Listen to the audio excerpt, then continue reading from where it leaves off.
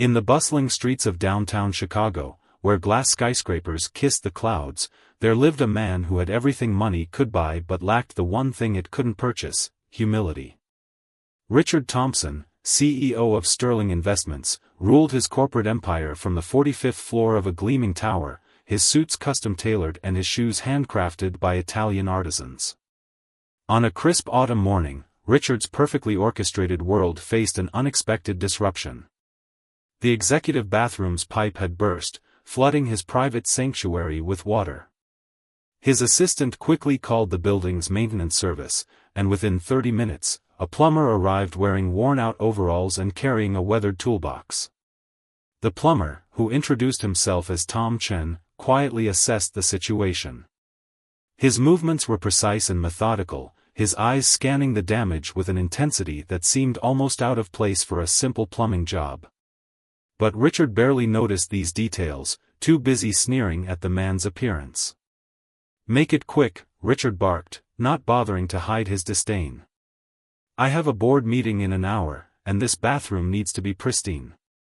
Though looking at your equipment, I doubt you've ever handled anything pristine in your life." Tom simply nodded, his face remaining neutral as he began his work. The only sign of his reaction was a slight tightening around his eyes, barely noticeable to anyone who wasn't trained to observe such minute details.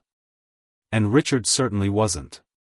As Tom worked, Richard paced the office, making several loud phone calls where he complained about the incompetent help he was forced to deal with. "Can you believe they sent me someone who looks like he shops at discount stores?" He laughed into his phone, not bothering to lower his voice. "I'll probably have to have the entire bathroom sanitized after he leaves." What Richard didn't notice was how Tom's hands moved with military precision, how his eyes constantly scanned the room in structured patterns, or how he'd positioned himself to maintain sight lines to all entry points. These weren't the habits of a simple plumber, but rather the ingrained behaviors of someone with very different training. As Tom finished the repair, Richard threw a handful of crumpled bills on the floor. "Here's your tip," he sneered. "Though I doubt the work will last. Next time, send someone who at least looks professional." Tom gathered his tools, leaving the money where it had fallen. "The repair will hold," he said quietly, his voice carrying an undertone of authority that Richard completely missed. "But some things are more fragile than they appear." What Richard couldn't know was that Tom Chen wasn't just any plumber. He was Chief Inspector Tom Chen of the Financial Crimes Division, working deep undercover on a 2-year investigation into corporate fraud. The building's maintenance company was one of several fronts his team used to access high-security buildings, and Richard's Sterling Investments had been on their radar for months. As Tom left the office, he pressed a nearly invisible button on his work belt, activating sophisticated recording equipment that had been capturing everything during the repair. Richard's casual conversations about offshore accounts and tax havens would prove very interesting to the forensic accounting team. Back in his plumbing van, Tom made a brief call. "Subject confirms previous intelligence," he reported. "Moving to phase 2 of the operation."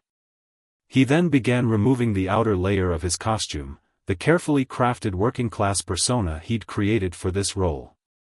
Underneath, he wore a bulletproof vest, and his toolbox contained more than just wrenches and pipes. Meanwhile, Richard returned to his daily routine, completely unaware that his empire was about to crumble. He continued making his usual calls, dismissing his encounter with the plumber as just another annoyance in his privileged life. He had no idea that his words, his attitude, and most importantly, his careless phone conversations had just provided the final pieces of evidence needed for a federal investigation. That evening, as Richard hosted a lavish dinner party in his penthouse apartment, Tom sat in an unmarked surveillance van, coordinating with his team as they prepared for the next phase of their operation. The simple plumber was now directing a task force of 30 agents, each one ready to move on his command. The contrast between the two men couldn't have been starker. While Richard slept in his luxury penthouse, dreaming of bigger profits and greater power, Tom worked through the night, meticulously building a case that would shake the financial district to its core. His seeming disadvantage, being underestimated and dismissed, had once again proved to be his greatest asset. As the first part of our story closes, two worlds are about to collide. Richard Thompson, the man who judged everything by its surface value, was about to learn a valuable lesson about looking beneath the facade. And Tom Chen, the undercover operative who had mastered the art of invisibility, was preparing to step into the light and reveal his true identity. The seeds of Richard's downfall had been planted in the very moment he chose to judge a book by its cover. His arrogance had blinded him to the fact that sometimes the most dangerous opponents are the ones who appear least threatening. As the sun set on Chicago's skyline, the pieces were in place for a confrontation that would remind everyone that true worth isn't measured by the price of one's suit or the size of their office, but by the content of their character. As dawn broke over Chicago the next morning, the wheels of justice began turning with precision. Tom Chen arrived at the FBI field office at 5 a.m., exchanging his plumber's uniform for a tactical vest. His team gathered around him, reviewing surveillance photos and financial documents that painted a damning picture of Sterling Investments' activities. Meanwhile, Richard Thompson started his day as usual, completely oblivious to the storm heading his way. He berated his new assistant for bringing him coffee that wasn't hot enough, fired a junior analyst for daring to question his investment strategy, and scheduled a golf game with several questionable business partners. The operation to bring down Sterling Investments had been dubbed Operation Pipework, a name that brought a slight smile to Tom's face as he briefed his team. Yesterday's interaction gave us the final piece, he explained, playing back the recordings from Richard's office. The CEO's casual conversations about offshore accounts, combined with the documents they'd gathered over months, created an airtight case. Richard's morning took an unexpected turn when he noticed unusual activity in the building. Security guards he didn't recognize, maintenance workers appearing on executive floors without schedules, and a peculiar number of delivery personnel in the lobby. His instincts, honed by years of staying one step ahead of regulators, began to tingle. He made a quick call to his private banker in the Cayman Islands, using code words they'd established for emergencies. "Sell the beach house," he said urgently, their predetermined signal to liquidate certain accounts. But the line seemed strange, with a slight echo he'd never noticed before. In the surveillance van parked across the street, Tom listened to the call with satisfaction. They'd anticipated this move, and Richard had just walked into another trap. The private banker was now working with the authorities, and every transaction would be tracked and documented. The tension in the building rose as the morning progressed. Richard's secretary noticed men in suits appearing on various floors, but they weren't the usual financial types who frequented Sterling Investments. These men moved differently, their eyes constantly scanning, their positions seemingly casual but carefully coordinated. At precisely 10:30 a.m., Tom shed his maintenance worker disguise for the last time. He donned his FBI jacket and badge, leading a team of agents into the building's main lobby. The security guards, who had been replaced with undercover agents hours earlier, smoothly directed regular employees to the exits as part of a fire drill.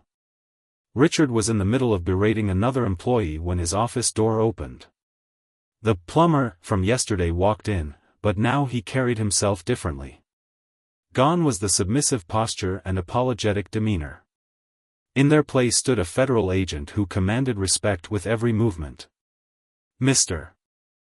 Thompson," Tom announced, his voice carrying the authority he'd hidden the day before, "I'm Chief Inspector Tom Chen of the FBI's Financial Crimes Division. We have a warrant to search these premises and seize all relevant documents and electronic devices." The color drained from Richard's face as he recognized the man he'd humiliated just yesterday. His mind raced back to every dismissive comment, every arrogant gesture, every confidential phone call he'd made in the plumber's presence. You can't," he stammered, his usual confidence evaporating. Tom maintained his professional demeanor, but there was a glint in his eye as he replied, "Actually, Mr. Thompson, we can. And we have been, for quite some time." Perhaps if you'd spent less time judging people by their appearances and more time monitoring your criminal activities, you might have noticed. As agents began securing computers and files, Richard's world literally began crumbling around him. The fake maintenance workers who had been positioning themselves throughout the building turned out to be federal agents. Even his trusted secretary was revealed to be an undercover operative who had been documenting his illegal activities for months. The morning's events made headlines across the city. Local news crews captured footage of the FBI raid, and business channels ran breaking news stories about the investigation into Sterling Investments. But what captured everyone's attention was the story of the undercover agent who had posed as a humble plumber, using Richard's own prejudices against him. As Richard was led out of his building in handcuffs, he finally understood the grave error in his judgment. The man he'd seen as beneath his notice had orchestrated his downfall, using Richard's own arrogance as a weapon against him. The lessons about humility and respect, which Richard had ignored throughout his life, were now being taught in the most public and humiliating way possible. The aftermath of Richard Thompson's arrest sent shockwaves through Chicago's financial district. News channels plastered his face across screens nationwide, the image of him being escorted from his tower in handcuffs playing on repeat. But for Tom Chen, this was just the beginning of a much larger investigation. In the days following the raid, Sterling Investments employees found themselves in a state of chaos. Many had been unaware of their CEO's illegal activities, and now their jobs hung in the balance. The company's shares plummeted, and investors scrambled to distance themselves from the scandal. Tom worked tirelessly with his team, sifting through mountains of evidence recovered from Richard's offices. Each document revealed new layers of corruption, falsified financial statements, bribed officials, and a network of shell companies stretching across 3 continents. The plumbing repair had been the final piece in a puzzle they'd been assembling for years. Meanwhile, Richard sat in a federal holding facility, his designer suits exchanged for prison orange. His high-priced lawyers worked frantically to negotiate a deal, but the evidence against him was overwhelming. The recordings from his office, captured during Tom's plumbing work, had caught him openly discussing illegal transactions with offshore partners. The media couldn't get enough of the story, particularly the ironic twist of the undercover plumber. Local newspapers ran headlines like, "Pipe Dreams, How a Fake Plumber Cleaned Out Chicago's Dirtiest CEO," and, "From Fixing Leaks to Exposing Them, the Billion-Dollar Sting Operation." But what fascinated people most was the psychological aspect of the operation. Tom's team had understood something fundamental about Richard. His prejudice against those he considered beneath him had created a blind spot. By appearing as service workers, maintenance staff, and other people Richard automatically dismissed, the agents had become invisible to him. During his interrogation, Richard finally learned the full scope of the operation. The building's entire maintenance crew had been replaced with federal agents months ago. His secretary, the parking attendant, even the janitor who emptied his trash, all had been gathering evidence against him. His habit of speaking freely around the help, assuming they were too insignificant to matter, had provided investigators with hours of incriminating recordings. Tom visited Richard in custody, no longer wearing his plumber's disguise but rather his official FBI attire. "You know what your biggest mistake was?" Tom asked, sitting across from the fallen CEO. "It wasn't the fraud or the money laundering. It was believing that a person's worth is measured by their uniform." Richard could only stare at the man he'd once thrown money at like garbage. The same man who now held detailed files documenting every illegal transaction, every secret meeting, and every attempt at covering his tracks. The humiliation of being outsmarted by someone he dismissed so completely ate at him more than the charges themselves. The investigation expanded beyond Sterling Investments, reaching into other financial institutions and exposing a web of corporate corruption. Tom's team discovered that Richard's company was just one piece of a larger puzzle, with connections to several other high-profile firms in the city. As autumn turned to winter in Chicago, the case became a cautionary tale in corporate circles. Business schools added it to their ethics curricula, using it to teach future executives about the dangers of arrogance and prejudice in leadership. The story of the undercover plumber who brought down a corporate giant became urban legend in the financial district. For Tom, the case represented something more significant than just another successful operation. It highlighted a truth he'd learned long ago, that real power lies not in corner offices or expensive suits, but in understanding human nature. Richard's conviction was certain, but the lasting impact would be the message it sent to others who might follow in his footsteps. As federal prosecutors prepared their case, more employees came forward with information, emboldened by Richard's arrest. Each new revelation painted a picture of a toxic corporate culture where money and status had corrupted not just the finances, but the very soul of the organization. The sight of Richard's empty office, with its panoramic views of the city he'd once dominated, served as a powerful reminder that no amount of wealth could shield someone from justice. And somewhere in Chicago, a skilled operative posing as a maintenance worker was probably gathering evidence for the next big case, invisible to those too arrogant to look closely at the people around them. The trial of Richard Thompson dominated Chicago's legal scene for months. The courtroom, packed with journalists and spectators, buzzed with anticipation each day as new evidence emerged.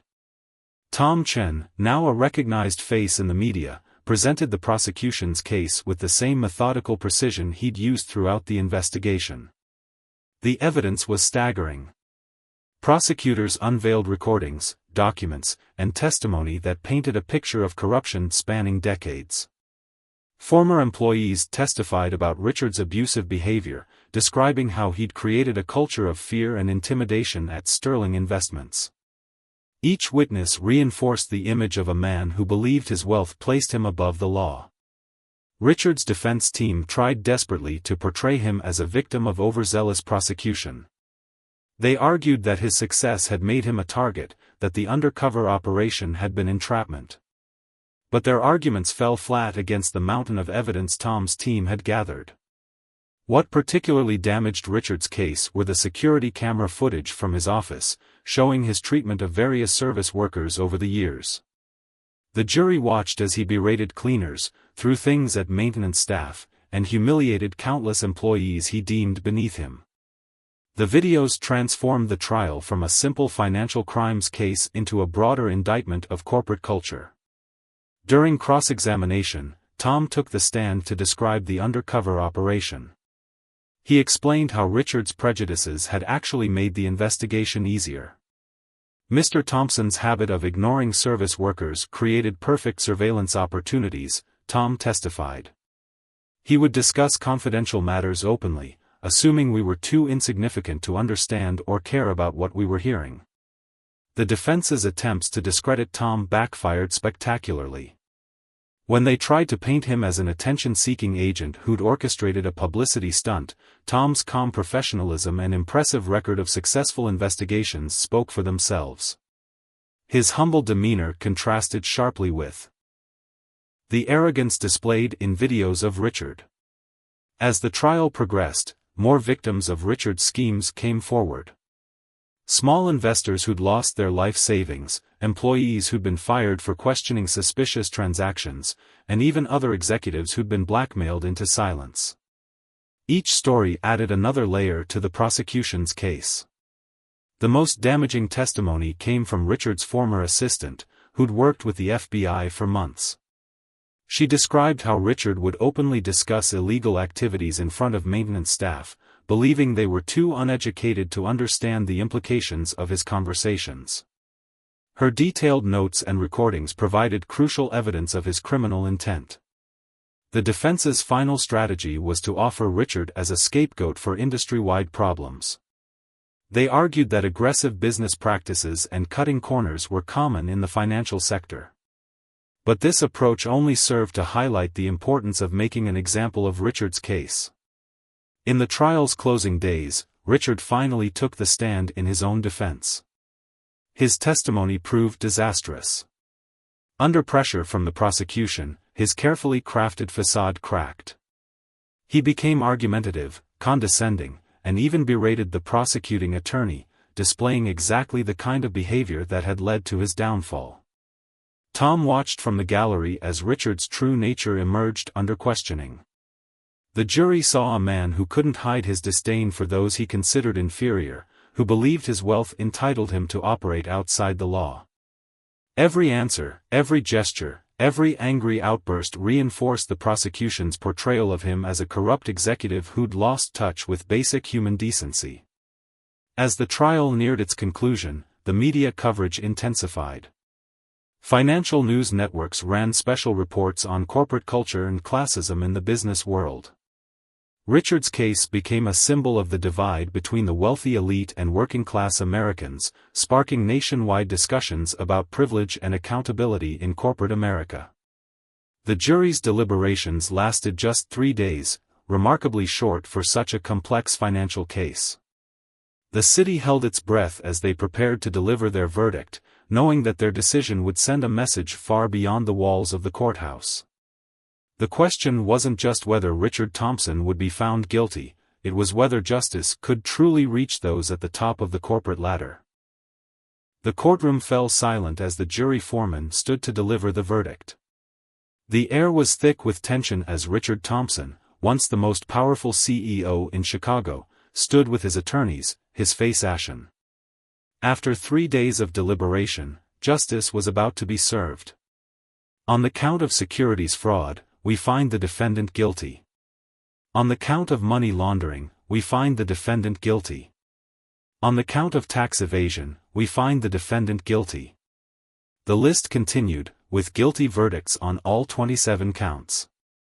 Richard visibly deflated with each pronouncement, his expensive suit seeming to hang looser on his frame with every word. Tom Chen sat quietly in the courtroom, his face showing no emotion as the verdicts were read. His thoughts drifted to all the people who had helped make this moment possible, the undercover agents who had posed as janitors, security guards, and maintenance workers, enduring months of Richard's abuse to gather evidence. The judge's sentencing speech was particularly memorable. "Mr. Thompson, your crimes are not just violations of financial regulations. They represent a fundamental betrayal of trust and human dignity. Your treatment of those you considered beneath you reveals a character flaw that this court cannot ignore." Richard was sentenced to 25 years in federal prison, ordered to pay $500 million in restitution, and barred from ever serving as an officer in any public company. As he was led away in handcuffs, he caught Tom's eye one last time, finally understanding how completely he had been outsmarted by the man he'd once dismissed as just a plumber. The aftermath of the verdict sent ripples through corporate America. Companies rushed to implement new ethics training programs, emphasizing the importance of treating all employees with respect regardless of their position. The Thompson case became required reading in business schools, a cautionary tale about the dangers of hubris and discrimination. Tom's team received commendations for their work, but the real victory was in the changes they saw taking place. Other executives, watching Richard's fall, began treating service workers differently, aware that appearances could be deceiving. The phrase, "remember the plumber," became shorthand in Chicago's financial district for checking one's arrogance. The seized assets from Sterling Investments were used to establish a compensation fund for victims of Richard's schemes. Small investors who had lost their life savings began receiving restitution payments. Former employees who had been wrongfully terminated were offered settlements. The media coverage gradually shifted from sensationalist headlines to more thoughtful analyses of corporate culture. Documentaries explored how Richard's prejudices had created blind spots that ultimately led to his downfall. Behavioral psychologists studied the case as an example of how power can corrupt perception. Tom received numerous offers for book deals and speaking engagements, all of which he politely declined. Instead, he focused on training the next generation of undercover operatives, teaching them that their greatest advantage was often being underestimated by their targets. Richard's family, distancing themselves from his disgrace, established a foundation dedicated to promoting ethical business practices and workplace equality. His wife, who had filed for divorce shortly after his arrest, became an advocate for corporate responsibility. The building where it all began underwent changes too. The new owners implemented policies ensuring respectful treatment of all employees, regardless of their position. The executive bathroom where Tom had first encountered Richard was converted into a break room for maintenance staff, a symbolic gesture that wasn't lost on anyone familiar with the case. As autumn returned to Chicago, Tom occasionally drove past Sterling Investments' former headquarters. The building still stood tall, but its character had changed. Where once it had been a monument to greed and arrogance, it now housed companies that prioritized ethical behavior and employee respect. For Tom, the case's legacy wasn't just about bringing down a corrupt executive, it was about challenging the assumptions people make based on appearance and status. His role as the undercover plumber had exposed not just financial crimes, but the deeper prejudices that often enable them. Part 5 closes with a city forever changed by the Thompson case. The story had become part of Chicago's folklore, a modern parable about justice, humility, and the danger of judging others by their uniform rather than their character. 5 years had passed since Richard Thompson's conviction, and the story was far from over. The reverberations of his case continued to shape corporate America, but now the focus shifted to an unexpected development. Life behind bars had transformed the once mighty CEO in ways no one could have predicted. Richard's early days in federal prison had been brutal. Gone were the tailored suits and executive privileges, replaced by prison uniforms and strict routines. His cellmate was a former mechanic who'd been convicted of tax fraud, exactly the kind of person Richard would have previously dismissed without a second thought. Initially, Richard retreated into bitter isolation, refusing to participate in prison programs or interact with other inmates. But as months turned into years, something began to change. The man who once judged others by their wealth and status found himself being judged solely by his character, and coming up short. The turning point came when Richard joined the prison's maintenance program. Ironically, he found himself learning the very skills he'd once ridiculed. Under the guidance of the prison's facilities supervisor, a former construction worker serving time for a nonviolent offense, Richard learned plumbing, electrical work, and basic repairs. Tom Chen, who had continued his work in financial crimes, received an unexpected letter from prison. Richard wrote about his experiences, acknowledging how his prejudices had not only led to his downfall but had blinded him to the richness of human experience. The letter wasn't asking for leniency, it was a genuine reflection on his transformation. The prison warden noticed changes in Richard too. The former CEO had become a mentor to younger inmates, particularly those struggling with addiction and poor financial decisions. He used his business knowledge constructively, teaching basic financial literacy classes and helping others prepare for life after release. Media outlets caught wind of Richard's transformation. Journalists who'd covered his dramatic fall from grace now found themselves reporting on his journey of redemption. However, unlike his days as a CEO, Richard declined most interview requests, preferring to focus on his work within the prison community. The most significant change became apparent in Richard's relationships with service workers. Prison guards and maintenance staff noted how he treated them with genuine respect, not the superficial politeness of someone trying to improve their situation. He'd learned firsthand the dignity of working with his hands. Tom visited the prison once during this period, not as an FBI agent but as someone curious about Richard's transformation. He found a changed man who spoke softly and listened intently, a far cry from the arrogant executive who'd once thrown money at him in contempt. During their conversation, Richard shared how he'd come to understand the true cost of his actions. "I didn't just steal money," he admitted. "I stole dignity from people by treating them as beneath me. That was the bigger crime." The prison's vocational training program expanded under Richard's influence. He convinced several of his former business contacts to donate equipment and provide job opportunities for reformed inmates. The same networking skills he'd once used for corruption now served a greater purpose.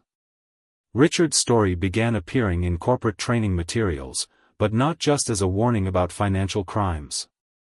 It became a powerful lesson about the human capacity for change and the importance of treating all people with dignity, regardless of their position. As his prison term continued, Richard received permission to start a pilot program teaching trade skills to other inmates. The program focused not just on technical skills but on breaking down social barriers and prejudices that many of them, like him, had carried throughout their lives. Outside the prison walls, Tom Chen's career had advanced, but he never forgot the lessons from the Thompson case. He made sure every new agent under his command understood that their greatest asset wasn't their technology or training, it was their ability to see the humanity in everyone they encountered. 7 years into his prison sentence, Richard Thompson's story took another unexpected turn. The prison vocational program he'd helped build had become a model for correctional facilities nationwide, and his former corporate connections were now being used to create second chances for reformed inmates. Word of the program's success reached Governor's office. After careful consideration and extensive interviews with prison staff and participants, they decided to implement Richard's rehabilitation model across the state's prison system. The irony wasn't lost on anyone. The man who once exploited system loopholes was now helping to fix the system itself. Tom Chen had risen to deputy director of the FBI's Financial Crimes Division, but he kept tabs on Richard's progress. The case that had made his career had evolved into something far more meaningful than just another successful prosecution. It had become a story of genuine transformation. Richard's daughter, who had initially distanced herself from him after his conviction, began visiting regularly. She was surprised to find her father working in the prison's maintenance shop, teaching other inmates how to repair plumbing systems, the very job he'd once considered beneath him. Their relationship, strained by years of his arrogance and absence, began to heal. The prison's annual skills fair became a testament to Richard's impact. Former executives and blue-collar workers worked side by side, teaching each other their respective skills. The social barriers that had once seemed so important in the outside world dissolved in the face of shared purpose and mutual respect. Richard's health began to decline in his 7th year of imprisonment. The stress of his former lifestyle, combined with the harsh realities of prison life, had taken its toll. Yet even as his physical strength waned, his commitment to helping others grew stronger. During this period, he wrote a memoir titled The Plumber's Lesson, chronicling not just his crimes and downfall, but the profound insights he'd gained about human dignity and worth. Unlike his previous public statements, which had always been carefully crafted for maximum effect, this writing carried the raw honesty of a man who had nothing left to prove. The book found its way to Tom, who read it with mixed emotions. The agent who had brought down one of Chicago's most corrupt executives now found himself moved by the genuine remorse and wisdom in Richard's words. The book wasn't a bid for sympathy, it was a warning to others about the true cost of treating people as beneath you. Richard's program continued to show remarkable results. Statistics revealed that inmates who completed his vocational training had significantly lower recidivism rates. More importantly, they reported lasting changes in how they viewed themselves and others, breaking cycles of prejudice that had often contributed to their original crimes. As his health deteriorated, Richard received numerous requests for interviews from major news outlets. They wanted to tell the story of the corrupt CEO's redemption, but Richard declined most offers. Instead, he focused on documenting his teaching methods and insights so the program could continue without him. Tom arranged one final meeting with Richard in the prison infirmary. The two men, once adversaries, now shared a deep understanding of how prejudice and arrogance can corrupt not just actions but the very soul. Their conversation focused not on the past but on ensuring that the lessons of their shared story wouldn't be forgotten. The prison staff, many of whom had initially viewed Richard with skepticism, now treated him with genuine respect, not because of his former status or current influence, but because of the authentic change they'd witnessed in him. He had earned their regard through actions rather than authority. Local businesses that had once shunned anything associated with Richard Thompson now actively supported his prison program, offering apprenticeships and job opportunities to reformed inmates. The very community he had once exploited was being strengthened by his efforts at redemption. As Part 7 draws to a close, Richard's legacy was transforming from a cautionary tale about corporate greed into something more nuanced, a story about the possibility of genuine change and the importance of recognizing the dignity in every human being, regardless of their position or past mistakes. In the final chapter of Richard Thompson's story, fate had one last twist in store. 8 years into his sentence, his health rapidly declined, but his impact on the prison system had become his greatest legacy. Word reached Tom Chen that Richard had been moved to the prison's medical ward. Despite his weakened state, Richard continued teaching from his hospital bed, with inmates gathering to learn not just vocational skills, but life lessons from a man who had journeyed from the heights of power to genuine humility. The state's Department of Corrections officially named their rehabilitation program the Thompson Initiative, focusing on breaking down social barriers and teaching practical skills. The program had spread to 12 other states, with data showing unprecedented success rates in prisoner rehabilitation and job placement. Richard's daughter, now running her own ethical investment firm, visited daily. She had transformed her father's cautionary tale into a force for positive change in the financial industry, requiring all her employees to spend time working alongside maintenance and service staff as part of their training. Tom made one final visit after receiving news of Richard's deteriorating condition. He found his former target surrounded by inmates and prison staff, still teaching, still working to make amends. The two men shared a quiet conversation about legacy and redemption, both acknowledging how their confrontation had changed countless lives for the better. In his final days, Richard completed a comprehensive guide for implementing vocational training programs in prisons, incorporating lessons learned from both his rise and fall. The guide emphasized the importance of treating every person with dignity, regardless of their position or past. News of Richard's passing spread quickly through Chicago's financial district. The response surprised many. Instead of remembering him as the corrupt CEO brought down by an undercover operative, people spoke of his transformation and the lives he'd helped change. The prison organized a memorial service, attended by an unusual mix of people: FBI agents, former inmates, business leaders, and maintenance workers, all touched by different aspects of Richard's story. Tom delivered a eulogy that spoke not just of justice served, but of the power of genuine redemption. Richard's legacy lived on through the thousands of inmates who went through his program. Many became successful business owners, always remembering to treat their employees with the respect they deserved. The phrase, "Remember the plumber," took on new meaning, now representing not just caution against arrogance, but hope for transformation. Tom Chen continued his work at the FBI, but his approach evolved. He ensured that every case considered not just punishment, but the potential for rehabilitation. The Thompson case became required study at the FBI Academy, teaching agents that their greatest impact might not be in the arrests they make, but in the changes they inspire. The Chicago skyline still bore traces of Richard Thompson's influence, but not in the way he'd originally intended. The buildings where he'd once wielded power now housed organizations dedicated to corporate ethics and second chances. His former office became the headquarters for a nonprofit focusing on prisoner rehabilitation through vocational training. As years passed, Richard's story became more than just a tale of crime and punishment. It became a testament to the possibility of change, a reminder that it's never too late to learn the value of treating all people with dignity and respect. The final lesson of Richard Thompson's life wasn't about his crimes or even his redemption. It was about the transformative power of humility and the importance of seeing the worth in every human being, regardless of their uniform, position, or past mistakes.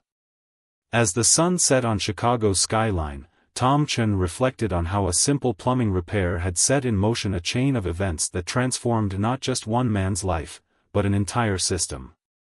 The story of the wealthy man and the undercover plumber had become a modern parable, teaching future generations that true worth isn't measured by the size of one's office, but by the size of one's heart.